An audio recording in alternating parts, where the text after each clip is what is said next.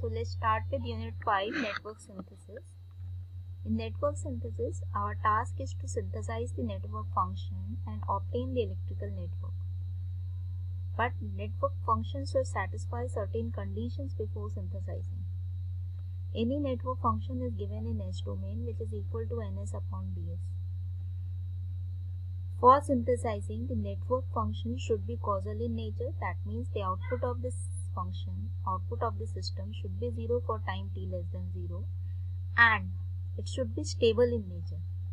To check, because the network function is in S domain, we can find out the condition for stability in S domain. So, to check whether the system is stable or not in S domain, we can obtain the stability via S plane with the help of pole 0 plot. Now, any network function fs can be given as ns upon ds. Roots of this numerator polynomial are zeros and roots of the denominator polynomial are poles. These poles are the quantity which define the stability of the system. As poles are the roots, so there are following possibilities. Poles are real, distinct and positive. Poles are real, distinct and negative.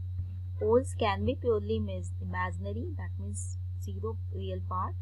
Poles are complex conjugate with positive real part. Poles are complex conjugate with negative real part. Poles are multiple, that means they are lying at the same point in the imaginary axis.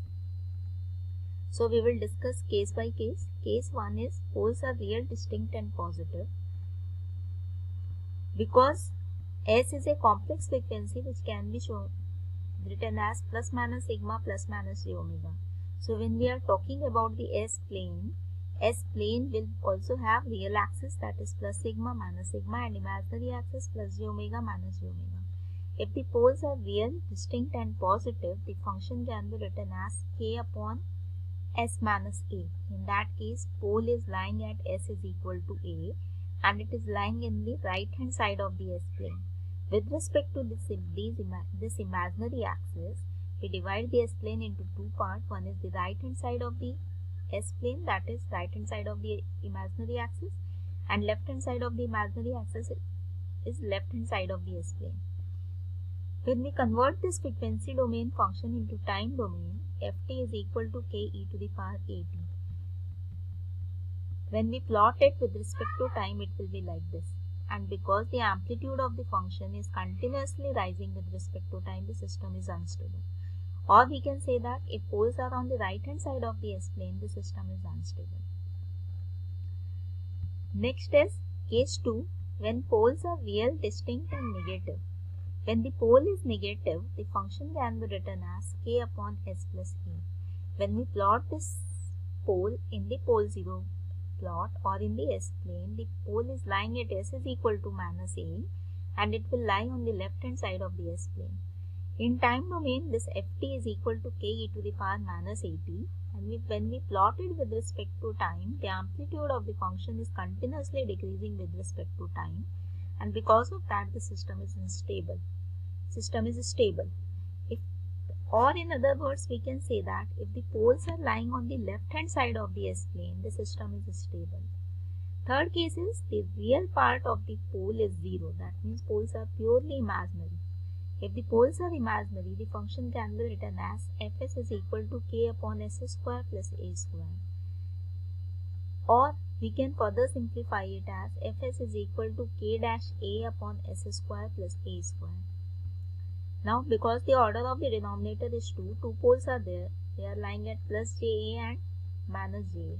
That means they are lying on the imaginary axis plus ja and minus ja. When we convert it into time domain, ft is equal to k dash sin at. That means it is a sinusoidal function whose amplitude is almost constant. It is neither decreasing nor increasing. Because the amplitude is almost constant and equal to k dash, the system is marginally stable. That means, in other words, we can say that if poles are at imaginary axis, system will be marginally or critically stable. Case 4 is poles are complex conjugate with positive real part. Now, because they are complex conjugate, that means they are in the pair.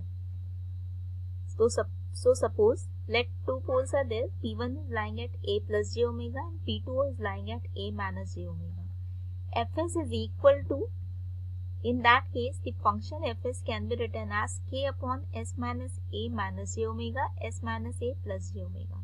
When we plot these poles in the pole 0 plot or in the S plane, P1 is lying at plus A plus j omega, P2 is lying at plus A minus j omega. Or in other words, both the poles are lying on the right hand side of the S plane.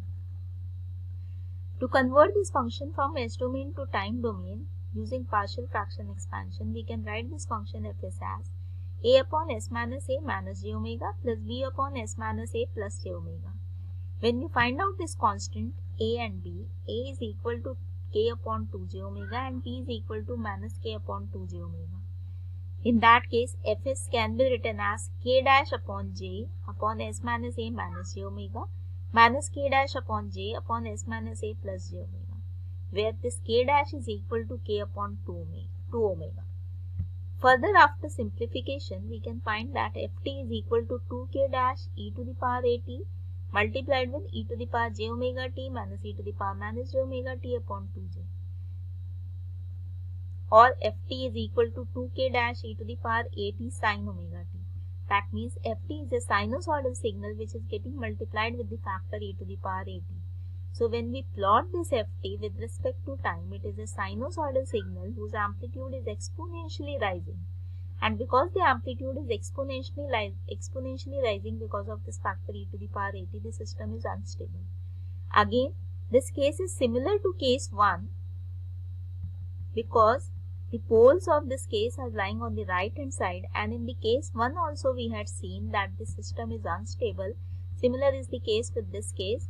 The system is unstable because the poles are lying on the right hand side of the S plane.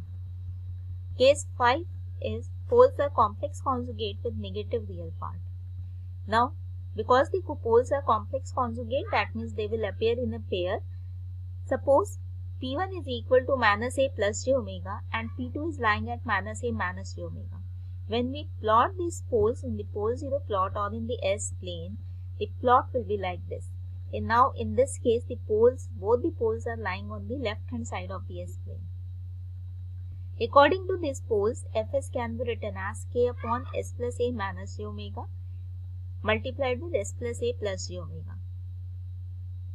To convert this frequency domain function into time domain using partial fraction expansion, we can write Fs as equal to A upon S plus A minus j omega plus B upon S plus A plus j omega. When we solve for this constant, we get that A is equal to k upon 2j omega and B is equal to minus k upon 2j omega. Further, after simplification, we can write Ft as 2k dash upon j e to the power minus at e to the power j omega t minus e to the power minus j omega t upon 2j, where this k dash is equal to k upon 2 omega. Further, after simplification, we get Ft as 2k dash e to the power minus at sin omega t.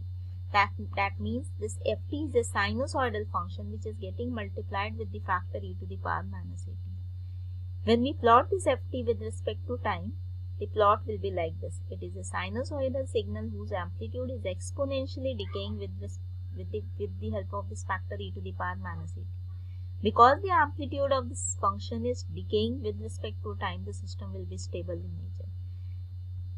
Similar to case 2, this case is also similar because in case 2 also the pole is lying at the left hand side of the S plane and it is stable in nature. Similar to that, in this case also, because the poles are lying on the left hand side of the S plane, the system is stable in nature. Next case is poles are multiple, that means they are lying at the same point in the imaginary axis. If this is the case, we say that let us suppose that the poles are lying at origin and the function can be defined as Fs is equal to k upon S square. Because the order of the denominator is 2 poles are there, P1 and P2, and both P1 and P2 are lying at origin. That means that S is equal to 0. When we convert this frequency domain function into time domain, Ft is equal to kt. When we plot it with respect to time, the plot will be like this. That means the that means the amplitude of the function is continuously increasing with respect to time, and because of that the system will be unstable. So we can conclude that if there are multiple poles at imaginary axis, then also the system will be unstable. So according to the S-plane, pole 0 plot on the S-plane, we can identify whether the system is stable or not. So these 6 conditions can exist. Poles are real, distinct and positive. In this case, the pole will lie on the right hand side of the S-plane and the system will be unstable. Second case is poles are real, distinct and negative. In this case, the poles will lie on the left hand side of the S-plane and the system will be stable. Third is poles are purely imaginary, that means their real part is 0. In this case, the system will be marginally stable, neither its amplitude will decrease nor it will get increased. Next is poles are complex conjugate with positive real part. Because the real part is positive, the poles are lying on the right hand side of the S-plane and hence the system will be unstable.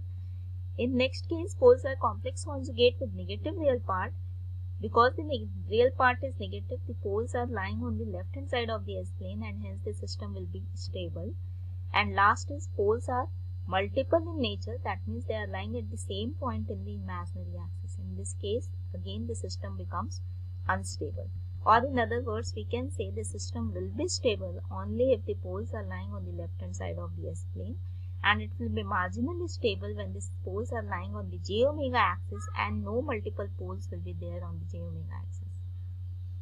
But if the poles are lying on the right hand side or they are multiple in nature and lying on j omega axis, in that case the system will be unstable. For synthesizing, the function which is to be synthesized, from which we are obtaining the electrical network, that function must be stable in nature and it must be causal in nature. It must be stable and it must be causal. So causal system means the output of the system should be 0 for time t less than 0. Because we define the network function only for the de-energized system, that means we consider that their initial energy is equal to 0. That means for the time t less than 0, because it is de-energized system, for the time t less than 0, the output of the system is 0.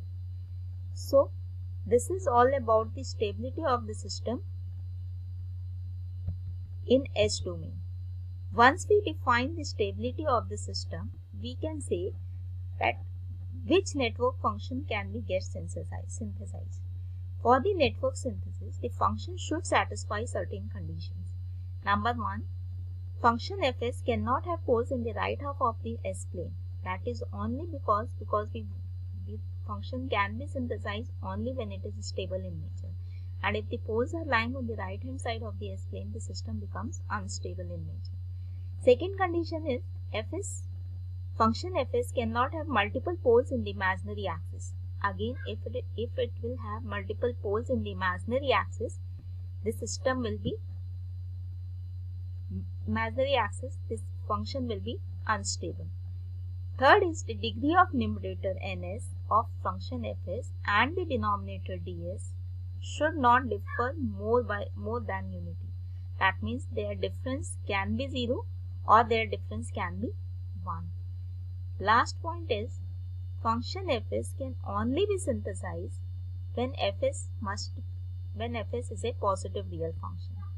So how we can define stability using in S-plane, that we had seen. Now we will see what is positive real function. Because before synthesizing, the function should be positive real in nature, then only it can be synthesized, otherwise it cannot get synthesized. So in the next lecture we will see what is positive real function. So thank you.